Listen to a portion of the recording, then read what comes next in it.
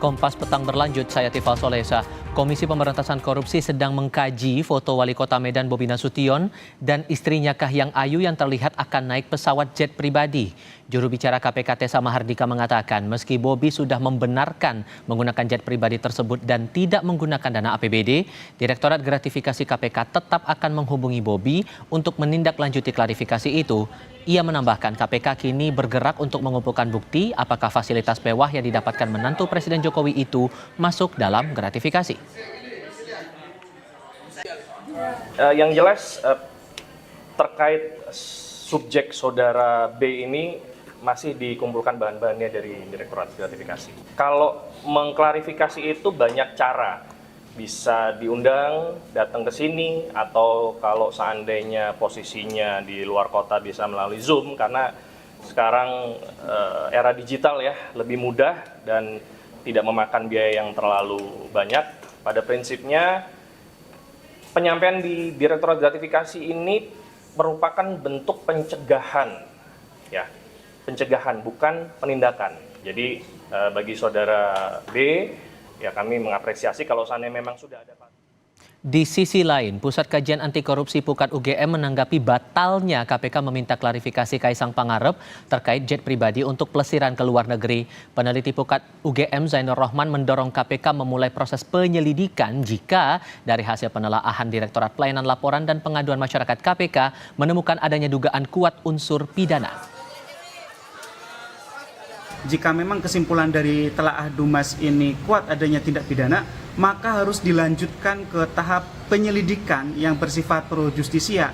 Nanti di dalam tahap penyelidikan ini akan ditentukan ada atau tidaknya tindak pidana yang terjadi pada services, ya, diduga pelayanan dalam bentuk jet pribadi yang digunakan oleh Kaisang.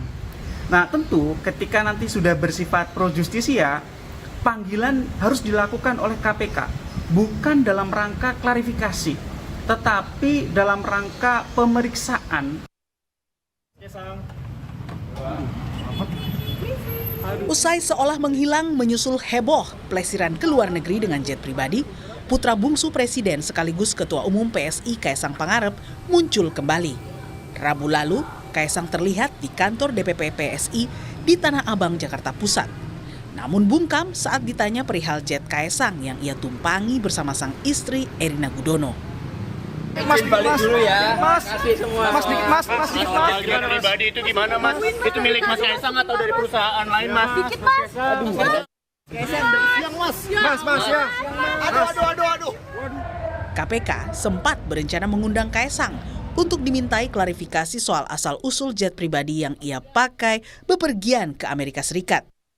Belakangan, KPK urung meminta klarifikasi dengan alasan kasusnya tidak lagi ditangani Direktorat Gratifikasi, melainkan ditangani Direktorat Pelayanan Laporan dan Pengaduan Masyarakat atau PLPM KPK.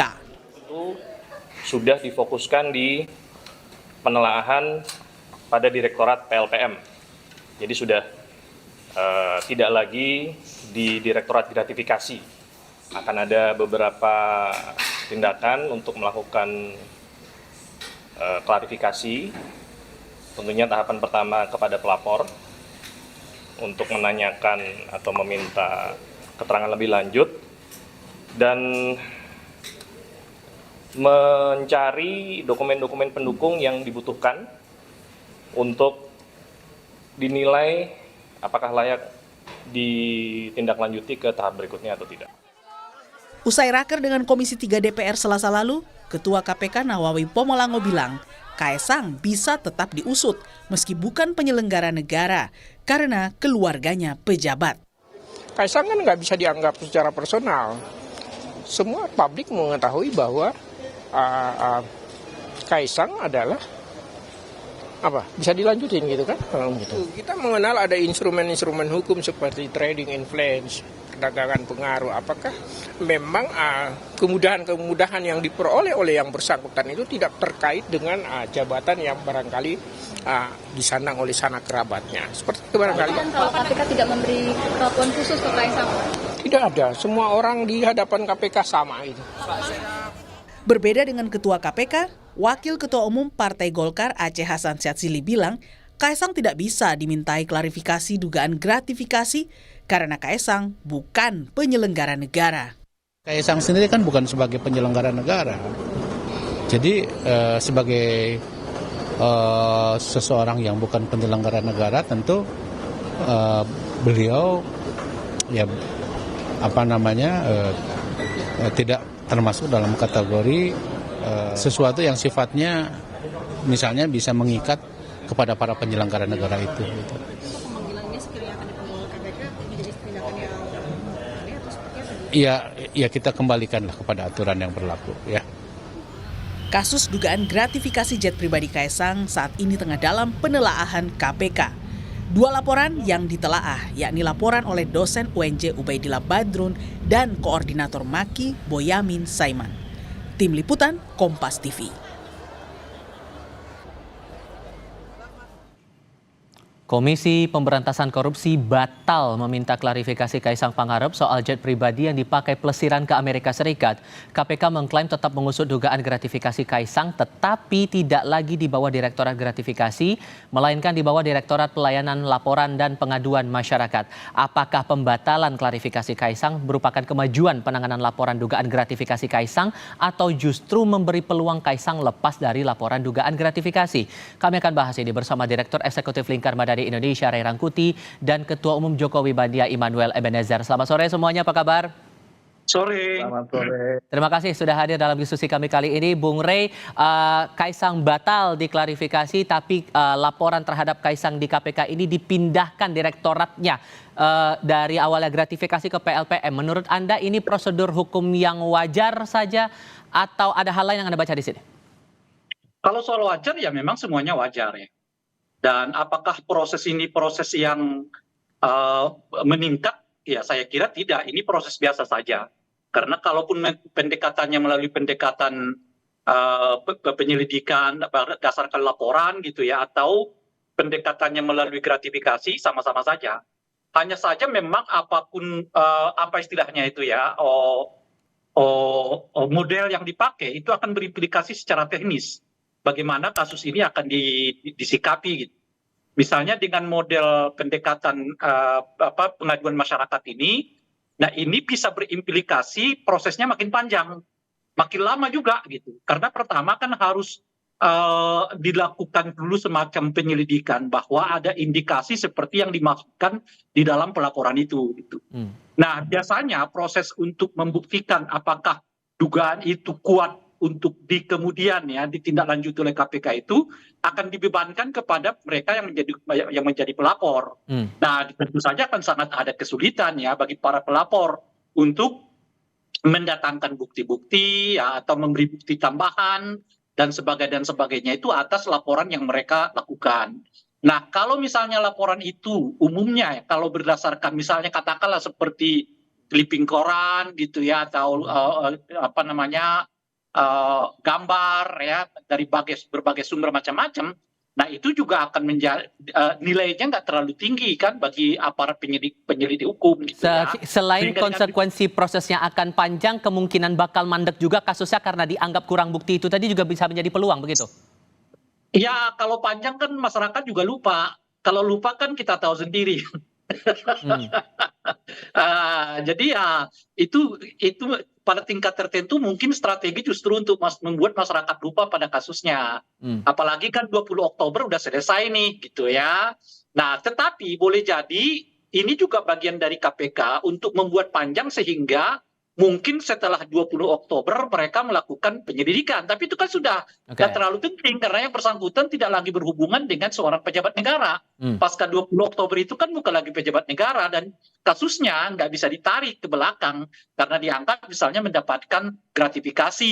Kecuali kalau cara pandangnya kita perluas. Nah masalahnya kalau kita dengar ya salah satu komisioner KPK yang sekarang, khususnya Pak Gufron, mempersempit pemaknaan apa yang disebut dengan gratifikasi. Agak berbeda dengan Pak Alex dan juga Pak Nawawi yang menganggap gratifikasi adalah satu tindakan yang mengakibatkan keuntungan yang bersifat personal ya, yang ditemui oleh baik pejabat negara maupun keluarganya yang berhubungan dengan jabatan yang mereka emban. Gitu. Kalau Bang Noel melihatnya ini gimana? Kalau tadi dibilang sama Bang Ray tadi bahwa ada peluang ini akan memakan waktu yang cukup panjang berpindah direktorat begitu. Menurut Anda ini kasus ini masih tetap diteruskan atau tidak? Soal diteruskan atau tidak diteruskan itu kan kewenangan KPK ya. Tapi saya yakin KPK sudah tahu poin persoalannya. Pertama-tama, publik harus ketahui bahwa pemilik jet pribadi itu anaknya adalah kawannya Kaisang. Kemudian anaknya yang punya pemilik jet pribadi ini itu pada momen tertentu beliau tuh ngajak Kaisang untuk ke Amerika, ajak.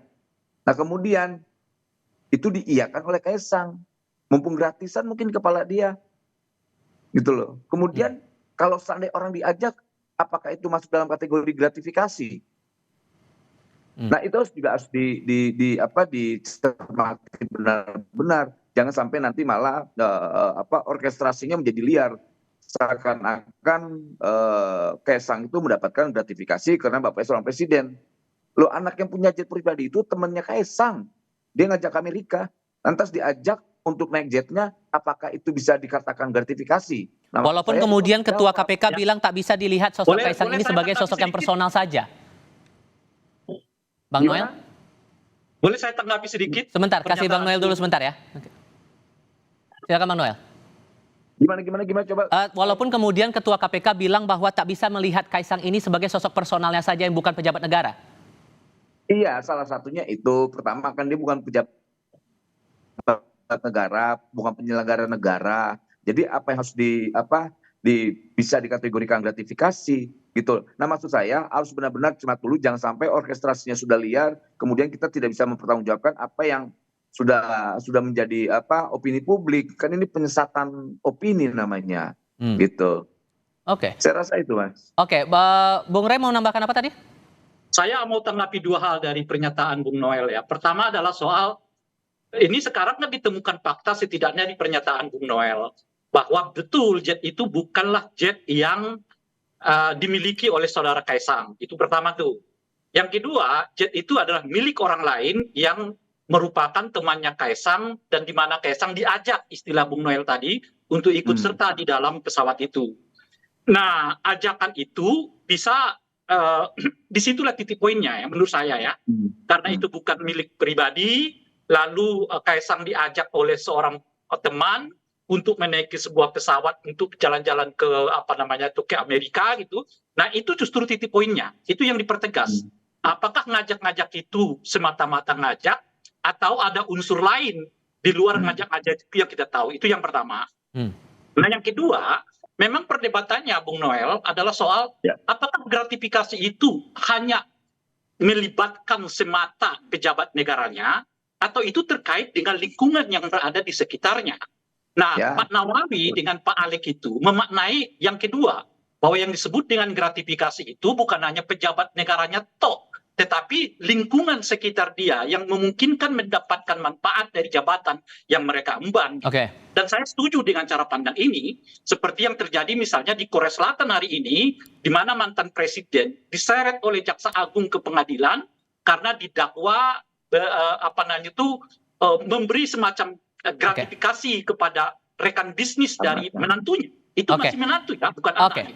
Responnya. Nah, sayangnya cara pandang ini dipersempit oleh salah satunya kan kalau kita baca misalnya Pak Gufron dari KPK juga, tadi Bung Aceh dari komisi berapa itu Golkar dan seterusnya gitu. Nah, untuk membuktikan ini semua menurut saya caranya cuma satu. Panggil Kaisangnya gitu loh kira-kira. Saya akan kasih kesempatan Bang Noel untuk merespon tadi tanggapan dari Bang Ray di segmen berikutnya. Usai jeda berikut ini, jangan kemana-mana. Saya beri kesempatan Bang Noel untuk menanggapi dua alasan yang sebelumnya disampaikan Bung Ray soal kasus jet pribadi Kaisang ini. Ya gini, pertama-tama saya sampaikan bahwa Kaisang itu bukan penyelenggara negara. Kedua, kalau mau kita lihat lagi, ini kan motifnya jelas motif politik ya, nggak mungkin tidak. Karena saya lihat masih ada beberapa politisi yang tidak puas dengan begitu bagusnya Pak Jokowi di akhir jabatannya, ini coba mencoreng muka Jokowi, bahkan banyak hal lah yang akan dilakukan, bahkan coba menegasi apa yang sudah dilakukan Pak Jokowi. Siapa yang mendorong motif politik itu, Bang? Berapa? Siapa yang mendorong motif politik itu muncul?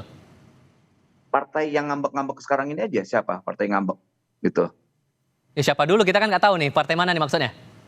Ya, kalau saya sampaikan nanti, ya saya kasih kodenya warnanya merah lah partainya, gitu. Oke. Gitu. Partai yang warnanya merah, siapa tuh yang ngambek-ngambek, gitu. Pokoknya yang merasa paling berjasa buat Republik ini, yang pokoknya memberi sesuatu buat bangsa ini, hitung-hitungan. Saya loh sudah berbuat ini loh, kayak gitu-gitu loh. Tapi kemudian kan kalau dilihat ada beda perlakuan juga nih. Kalau di Kaisang oke dipindahkan Direktorat untuk Penanganan Kasus, sementara Bobi yang juga kena kasus private jet juga, itu penanganannya tetap di Direktorat Gratifikasi, Bang Noel. Melihat perbedaan perlakuan itu gimana? Karena gini, karena kan Bobi penyelenggara negara. Nah, itu yang membedakan. Kedua, Mas Kaisang kan bukan. Gitu loh. Kalau mau juga diseret lagi, ada nih ketua umum partai itu, anaknya pimpinan di sebuah lembaga negara. Gitu. Tapi kan nggak enak kalau kita buka. Nanti malah malu nih orang-orang ini yang mengorkestrasi soal private jet. Karena saya juga naik private jet soalnya. Gitu, saya juga naik private jet. Nanti malah orang ngobrol-ngobrol, untung ngomong ada Kompas nih, saya menyampaikan saya pernah naik private jet. Ini gara-garanya kan kakaknya istrinya Kaisang memposting, ya akhirnya itu diviralkan. Kalau seandainya tidak diposting, saya yakin tidak ada kejadian persoalan ini. Tapi kan publik akhirnya termakan dengan orkestrasi yang dimainkan oleh orang yang hari ini begitu bencinya terhadap Pak Jokowi. Yang akhirnya asal pukul aja, pokoknya ada yang kira-kira tidak baik, hajar, tidak baik, hajar. Oke, Gitu. Bung Rey, melihat ini ada motif politik kalau menurut Bang Noel di balik kasus ini? Semua tujuan untuk membongkar kasus apa itu suap, apa itu korupsi, apapun gratifikasi, nggak terlalu penting apa motifnya. Apakah motifnya dendam pribadi, apa motifnya politik, apa motifnya cemburu, apa macam-macam lah. Kan dari yang bersifat personal kepada bersifat komunal, apapun. Nggak terlalu, bagi saya itu nggak terlalu penting apa motif orang untuk melakukan pelaporan. Sebab kejahatan atau membongkar kejahatan tidak bisa dipersandingkan tuh dengan motif orang untuk membongkar kejahatan itu. Kejahatan adalah kejahatan, dia tetap harus diselesaikan gitu. Apapun motif dari orang itu melakukan pembongkaran terhadap kejahatan itu. Nah itu yang pertama. Nah yang kedua, Bung Noel tadi mengatakan, misalnya Bung Noel itu nggak diperiksa oleh KPK kalau naik jet, private jet, padahal beliau sering mendapatkan fasilitas itu. Ya penjelasan itu ada dua, Bung Noel. Pertama, memang Anda benar-benar bukan pejabat negara. Dan yang kedua, Anda bukan anaknya presiden. Kalau Anda anaknya presiden dapat fasilitas itu, saya kira juga semua orang akan mengatakan periksa Noel. Jangan-jangan dapat gratifikasi tuh, gitu kira-kira. Nah, oleh karena itu dorongan untuk memeriksa saudara Kaisang itu, karena beliau itu adalah anak presiden. Kalau sekiranya Kaisang itu bukan anak presiden, nah hanya temannya Noel, dan Noel itu tidak berhubungan dengan pejabat negara manapun di Republik ini, nggak akan ada yang mempersoalkan itu. Oke. Gitu. Kan clear lah soal itu. Nah, oleh karena itulah menurut saya jalan yang paling tadi Bung Noel juga mengatakan yang ketiga, ini kan upaya orang untuk membuat citra Pak Jokowi negatif menjelang akhir ini.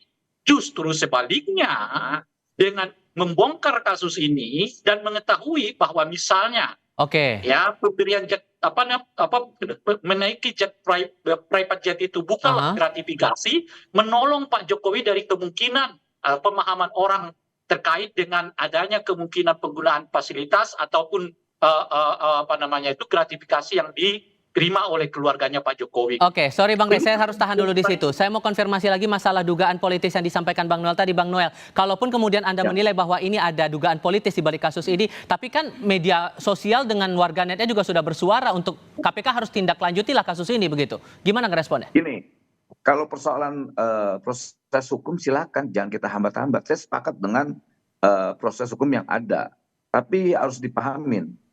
Ini saya yakin 100% bahwa di balik persoalan ini semua ada motif politik, nggak tidak kok. Kita tahu banget siapa yang bermain ini, siapa yang di balik ini, aktornya siapa kita tahu semua kok, gitu loh. Kalau seandainya mereka mau minta buka-bukaan, saya buka-bukaan juga, saya nggak khawatir tuh. Siapa yang naik, dia naik jam berapa, private jetnya apa, kita tahu semua kok. Gitu. Kalau ini kan ya targetnya pokoknya ngebusukin Jokowi aja. dibikin sibuk aja Jokowi di akhir jabatannya. Oke. Dibusukin aja pokoknya. Nggak Bung penting Noel. persoalan ini proses hukumnya berjalan atau tidak.